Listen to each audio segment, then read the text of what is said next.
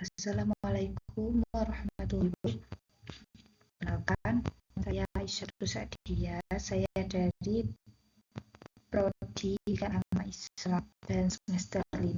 Jadi saya mendapat tugas kuliah yakni untuk mempresentasikan hasil dari penelitian. Dengan tugas mata kuliah metodologi penelitian pendidikan, dan dosen pengampu adalah Bapak Dr. Amang Fathurrahman. Dan di sini saya membahas tentang judul pengembangan model implementasi TIK teroptimisasi sekolah.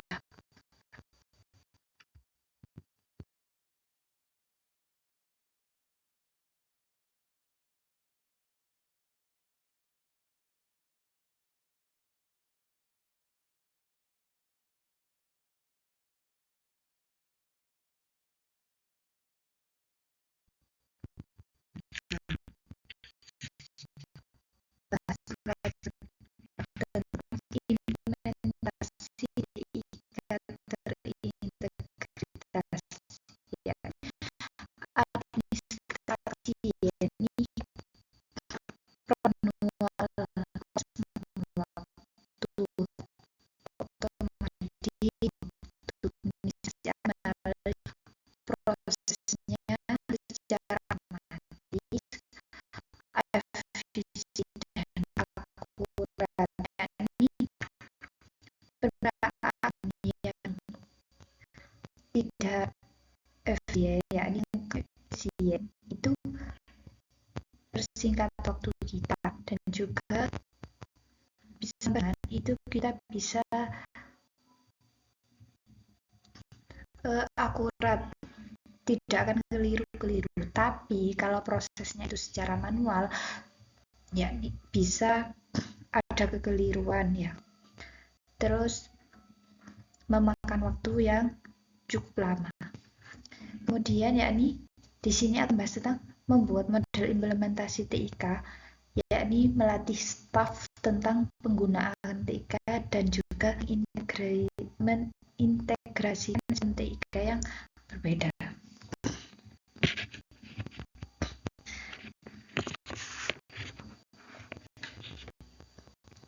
Jadi meskipun manfaat itu telah banyak diakui, implementasinya di sekolah menengah masih menghadapi berbagai kendala.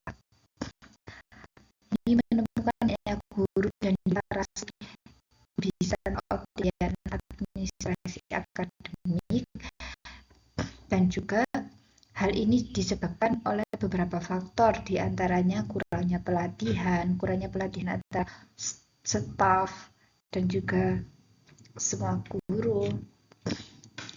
Kemudian keterbatasannya infrastruktur dan resistensi terhadap perubahan.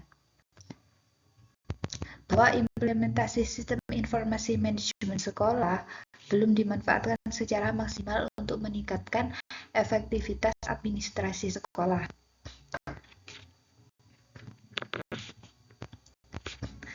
Jadi, berdasarkan dari temuan-temuan tersebut, teridentifikasi celah pengetahuan yang penting untuk diteliti, yaitu belum adanya model implementasi TIK yang terintegrasi dan juga berkelanjutan khusus untuk administrasi akademik di sekolah menengah.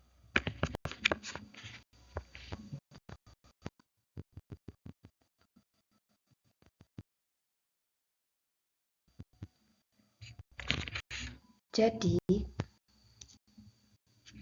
oleh karena itu, penelitian ini bertujuan untuk mengembangkan model implementasi integrasi yang dapat dijadikan panduan bagi sekolah menengah dalam mengoptimalkan layanan administrasi akademik. Model yang diharapkan tidak hanya mencakup aspek teknis, tapi juga memperhatikan kesiapan sumber daya manusia, infrastruktur, dan kebutuhan stakeholder. Hasil penelitian ini diharapkan dapat memberikan kontribusi praktis bagi peningkatan efisiensi dan kualitas administrasi akademik, serta menjadi acuan bagi pengembangan kebijakan pendidikan yang adaptif di era ini.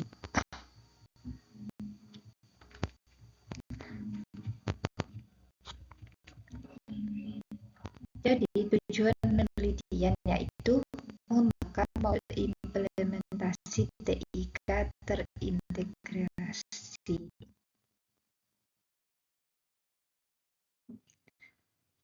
Jadi dari latar belakang tersebut terdapat dua rumusan masalah, yakni yang pertama bagaimana model implementasi teknologi informasi dan juga komunikasi yang terintegrasi dan berbakat administrasi akademik di sekolah menengah dapat dikembangkan. Kemudian yang kedua, faktor-faktor pendukung dan juga penghambat. Apa saja yang perlu diminimalkan penerapan model TIK terintegrasi untuk layanan administrasi akademik di sekolah menengah. Kemudian tujuan penelitian yakni untuk mengembangkan sebuah implementasi TIK yang terintegrasi dan berlanjut untuk administrasi akademik di sekolah menengah. Yang kedua, untuk mengidentifikasi dan menganalisis faktor-faktor pendukung dan juga penghambat dalam penerapan model implementasi TIK tersebut. Kemudian struktur TIK dalam pendidikan itu ada perangkat keras, perangkat lunak, jaringan, manfaat dan administrasi akademik, yakni pengelolaan layanan data layanan pendidikan untuk mendukung layanan pendidikan. Perangkat keras yakni perangkat fisik yang mendukung proses pendidikan. Kemudian perangkat lunak yakni aplikasi perangkat kerasnya seperti komputer, gadget, lain-lainnya.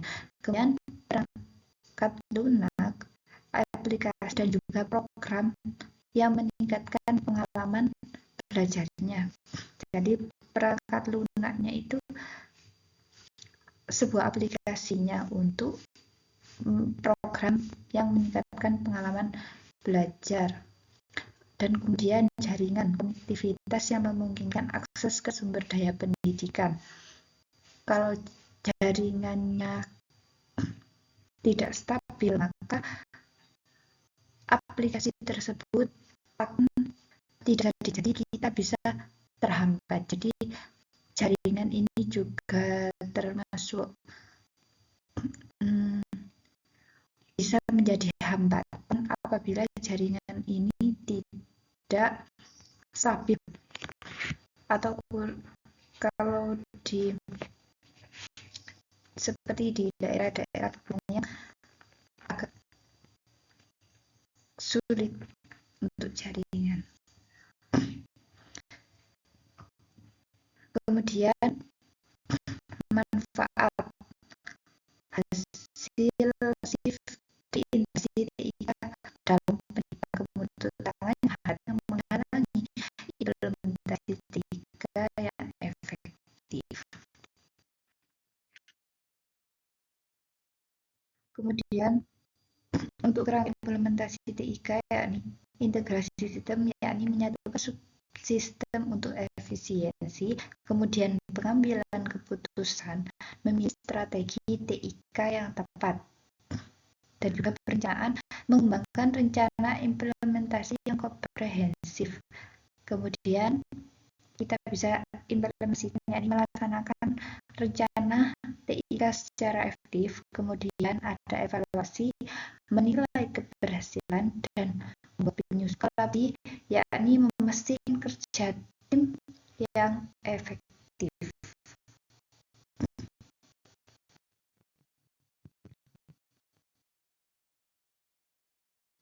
Untuk tahapan pengembangan model, yakni yang pertama analisis kebutuhan. Kebutuhannya itu seperti apa saja, kemudian desain model dan juga validasi ahli.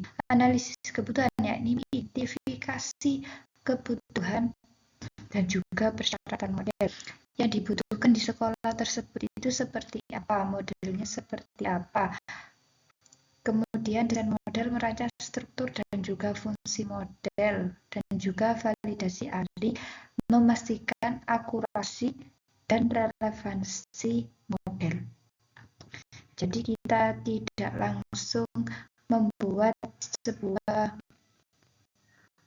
aplikasi model TIK yang kita harus konsep tersebut, kita harus mengidentifikasi dulu kebutuhannya itu seperti apa, kemudian kita desain modelnya, kita rancang, dan juga kita harus juga memvalidasi apa model tersebut itu akurasi apa, seperti itu. Pengembangan mixed method, yakni data kualitatif, yakni data mentah dari wawancara dan juga observasi. Kita wawancara dulu kepada kepala sekolah, kepada guru, dan juga kepada staf. Kita observasi langsung ke lapangan bagaimana model yang harus dikembangkan di situ, yang cocok dengan kebutuhan di sekolah tersebut. Kemudian analisis tematik, mengidentifikasi pola kunci dari data, kemudian mengembangkan berdasarkan pola tersebut. Kemudian model mixed method, yakni model yang dikembangkan berdasarkan data tersebut. Selanjutnya, yakni siklus pengembangan model, yakni yang pertama analisis kebutuhan, identifikasi kebutuhan dan juga persyaratan model. Kemudian saya membuat kakak kerja dan struktur model, validasi ahli dan juga FGD, mengevaluasi model melalui validasi ahli dan juga diskusi kelompok fokus. Kemudian revisi apabila memang banyak perbaikan atau dibutuhkan untuk diperbaiki lagi, yakni melakukan perubahan dan juga perbaikan berdasarkan umpan balik. Jadi dari hasil validasi ahli dan juga FGD tersebut, kita revisi yang memang perlu untuk perbaikan. Final, yakni menyelesaikan dan menyetujui model untuk implementasi. Jadi apabila sudah kita analisis, sudah kita desain modelnya, kemudian kita sudah melakukan evaluasi bersama validasi ahli dan juga diskusi kelompok tersebut, dan hasil diskusi kelompok kita revisi yang memang perlu diperbaiki, maka selanjutnya adalah model final, yakni menyetujui untuk diimplementasikan.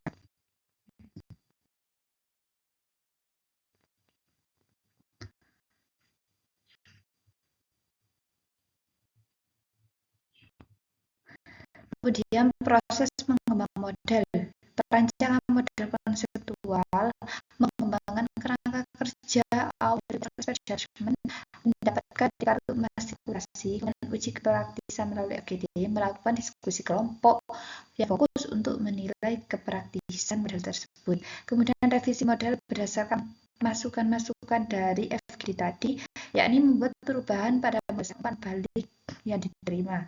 Kemudian model operasional menghasilkan model yang berfungsi dan juga menyediakan panduan untuk mengimplementasikan.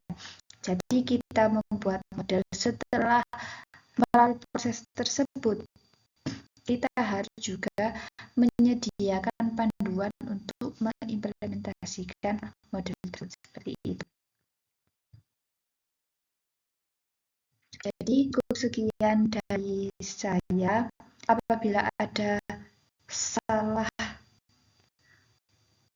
dari penjelasan ataupun kurang jelasnya, saya mohon maaf yang sebesar-besarnya, karena di sini saya juga masih belajar, dan kritik dan juga sarannya saya terima dengan lapang dada.